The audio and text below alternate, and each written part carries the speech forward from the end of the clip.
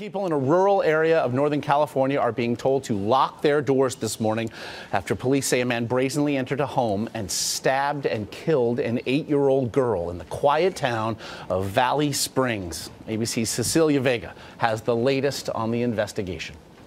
Police say the call came in Saturday at noon. The girl's 12-year-old brother says he found an intruder inside their home. When the man fled, the boy found his sister stabbed. The 12-year-old was able to give police only a vague description of the suspect. White or Hispanic male adult.